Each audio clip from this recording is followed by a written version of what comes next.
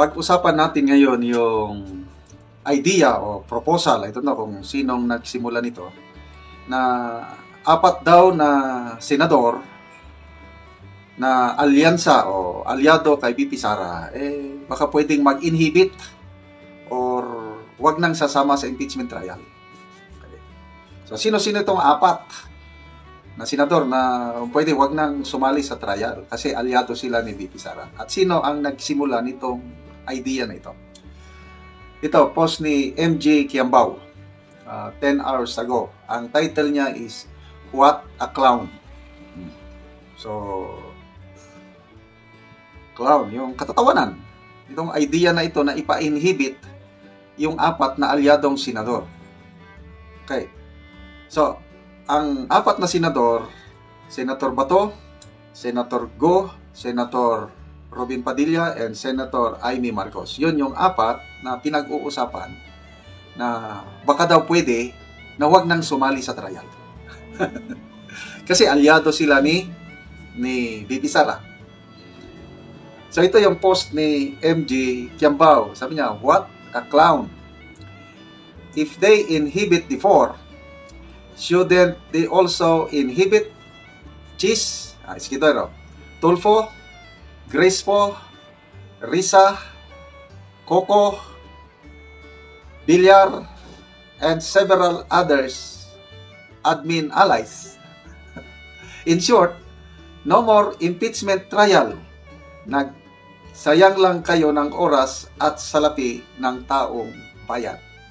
So ito, mayroong title dyan, basahin ko lang. House Prosecutor, meaning si Congressman Joel Chua.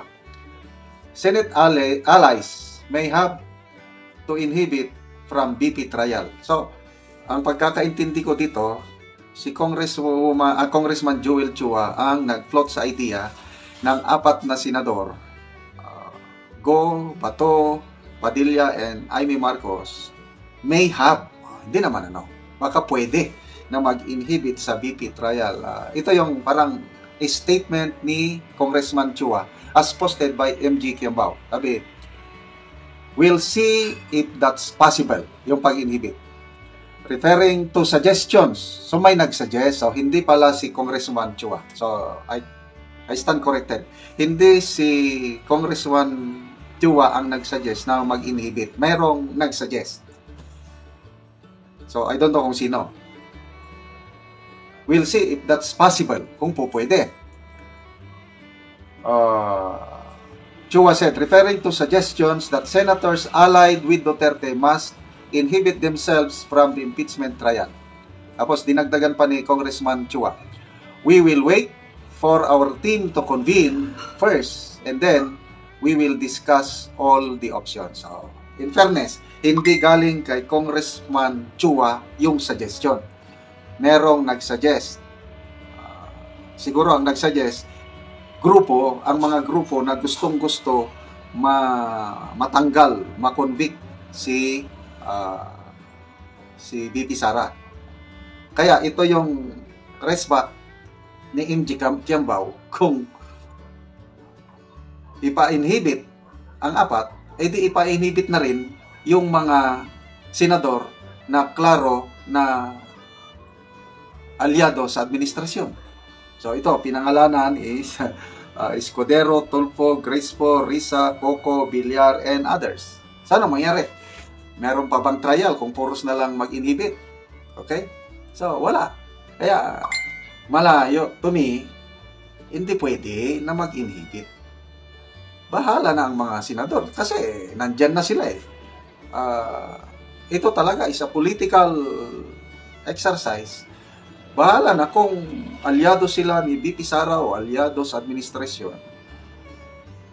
Diskarte na ng mga senator judges kung ano ang kanilang desisyon. So, hindi pwede, para sa akin hindi pwede na may mag-inhibit. Alyado man ng Duterte o alyado ng administrasyon. Sila lahat, yung 23 senators. Okay. So, ang tanong ngayon is, kailan masimulan ang trial? Yun ang malaking tanong. Ang mga kongresista, ang mga palaging nagpapalo o nagsasalita na, simulan nyo na, bakit ang tagal? Senator Escudero, very clear yung pronouncement niya na sa June na masimulan. June. Kasi wala nang session ng Senado. Masisimulan lang kung ang Pangulo magtawag ng special session. Kailan, ang kondisyon ng Pangulo, dapat ang mga senador mag-request sa Pangulo para ang Pangulo magtawag ng special session. Sa tingin ko naman, parang hindi na interesado ang mga senador na magkaroon pa ng special session. Yun ang na reading between the lines, yung mga si Senator Pimentel sa interview, sabi niya, huwag nyo kaming apurahin, sabi niya sa mga young guns, do not antagonize, huwag nyo kaming kami yung judges, ay antagonize nyo kami. So in short, June 2 na talaga ang start ng proseso sa impeachment trial, and it will take time bago masimulan yung trial. Okay, mga kaibigan, salamat sa inyong palaging panonood sa ating channel. Ito, nagkakaroon tayo ng income, at ang ating income ay nagagamit para sa pagtulong sa mga nangangailangang kapatid nating talaandig na tribo sa Bukidnon. Tumutulong tayo sa pagpatayo ng kanilang mga bahay. Namimigay tayo ng libreng pako at yero para makapatayo sila ng bagong bahay or ma-repair ang kanilang sira-sirang bahay. Tumutulong din tayo livelihood assistance sa pagtatanim ng saging lakatan. So, salamat sa inyong tulong. Panoorin nyo ang video na